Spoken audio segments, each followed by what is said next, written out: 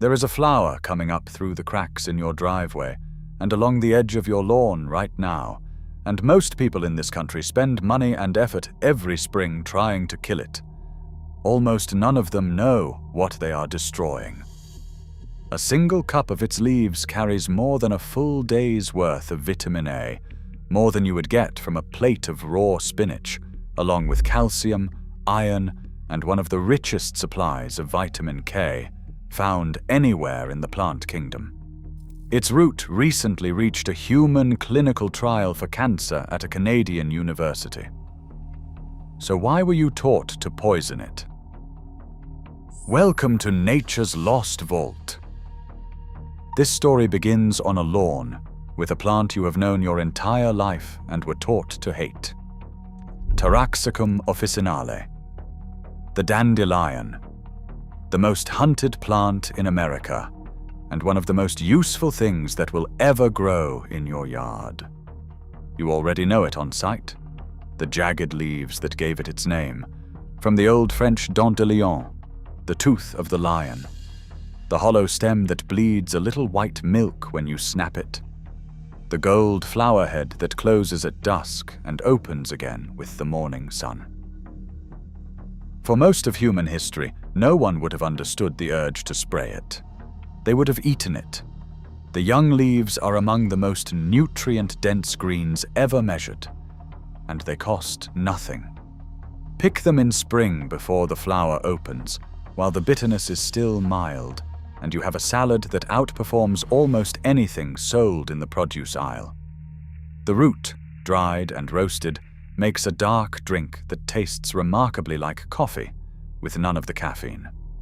Households did exactly that through the Civil War and both World Wars, whenever real coffee was scarce. And the plant has a second talent the French named it for. They call it pissenlit, which politely translated means wet the bed, because the leaves are a gentle, reliable diuretic. That is not folklore. The German Commission E, the expert panel that reviews herbal medicines for the German government, approves the leaf for exactly that, and approves the root for poor appetite and sluggish digestion. And for an audience that thinks about failing eyesight and thinning bones, the rest of that nutrition is not a footnote. The vitamin A in these leaves is the kind that protects aging eyes. The vitamin K is what helps your body hold calcium in the bone instead of losing it.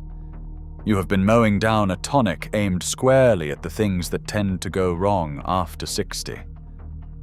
But here is the detail almost everyone has missed. This was never Fringe. The physicians of the Arab world were prescribing it in the 10th and 11th centuries. Chinese and Indian doctors had been growing it to treat the liver and the gut far longer than that. The Greek naturalist Theophrastus described it more than 2,000 years ago. And when the Puritans and the colonists who followed crossed the Atlantic, they did not find this plant waiting for them. They brought it with them, on purpose, packed alongside their seeds and their tools, because to them it was food and it was medicine. And you did not sail into an unknown continent without your medicine. It stayed medicine in America for a very long time. A preparation called the compound elixir of Taraxacum was listed in the United States Pharmacopoeia, the official national catalogue of recognized drugs, from 1888 all the way to 1965. Think about that for a second. For 77 years, the plant your neighbors now poison sat in the same drug book your doctor's medicines came out of. The European Medicines Agency still recognizes its traditional use today. So does the European Scientific Cooperative on Phytotherapy, which certifies the root as a restorer of liver and bile function. Half the modern world never stopped treating this as a useful plant. So what changed here? The answer has almost nothing to do with the plant, and everything to do with a chemical and an idea. The chemical came out of the Second World War. Researchers on secret weapons programs developed a compound known as 2,4-D, hoping to starve enemy nations by destroying their crops. It failed at that, but it turned out to do something else with ruthless efficiency. It killed broadleaf plants while leaving grasses untouched. In 1945, it went on sale, and within a few years, a company you know, Scott's, was selling it to American families mixed right into their lawn fertilizer with a single promise: a perfect uniform carpet of green, with nothing else allowed to live in it. That was the part the advertising never said out loud. The flawless lawn was not some old American tradition. It was sold to people lot by lot in the new suburbs after the war. And in that picture, a gold flower head in the grass no longer meant free food and free medicine. It meant a lazy homeowner. One plant became a small social failure that you paid a chemical company to remove from your yard. The global market for these lawn herbicides is now worth more than $40 billion a year.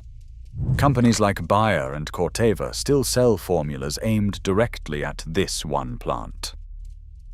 You would think, with all that effort, the plant must be dangerous, or at least useless. It is neither.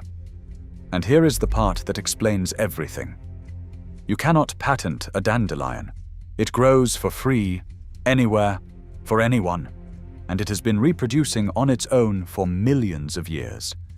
There is no version of it a corporation can own, no annual seed you are forced to rebuy, no prescription to fill.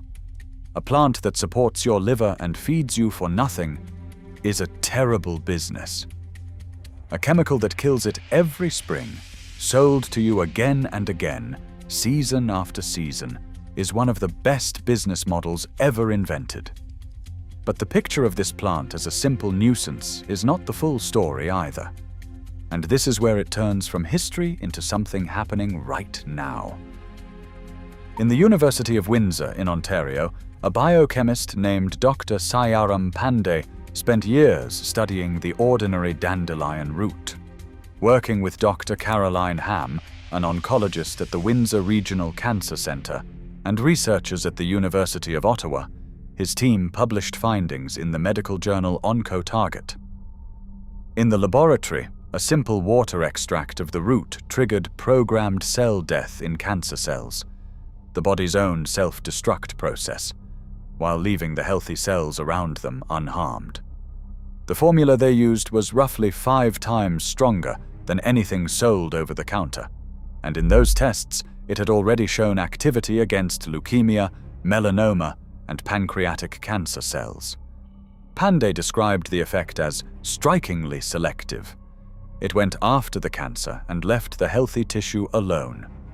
Those results were strong enough that in 2012, Health Canada approved a Phase 1 human trial, the first careful test of safety in people. It opened to 30 patients with late-stage blood cancers who had run out of other options, and the work was dedicated to a young man who had died of leukemia and whose family helped fund the research. Honesty matters here, because this channel does not sell you miracles. A Phase 1 trial is only the first step, and as of today, the full results have never been published. What the science shows for certain is narrower and stranger. In the dish and in animals, a free root from your backyard did something a great many expensive compounds cannot. The human chapter is still unfinished, but it was real enough to carry a lawn plant into a modern cancer ward. Which brings us back to your lawn. Half the world still eats this plant without a second thought. In Italy and Greece, the bitter spring greens go straight into the cooking. Across the Middle East and much of Asia, it never left the kitchen or the medicine shelf. Only here, in the land of the perfect lawn, was it handed to us as the enemy. And it could not be easier to recognize once you actually look. Low rosettes of jagged, toothed leaves growing flat from a single center. A smooth, hollow stalk with that thin white milk inside. One gold flower head for each stem, never in clusters. The one that becomes the soft gray seed globe children blow into the wind. There is nothing else in your yard that looks quite like it. So this spring, before you reach for the sprayer, try the opposite. Pick the young leaves and eat them. Dig a root, roast it, and brew it. Leave the flowers for the bees, who need them early in the year when almost nothing else is open. And tell one other person what you now know. Because the most valuable thing on your property was never the lawn. It was the gold flower the lawn was designed to destroy. If this changed how you see what grows in your own grass, subscribe to Nature's Lost Vault. The next one opens soon, and you may never walk past your backyard the same way again.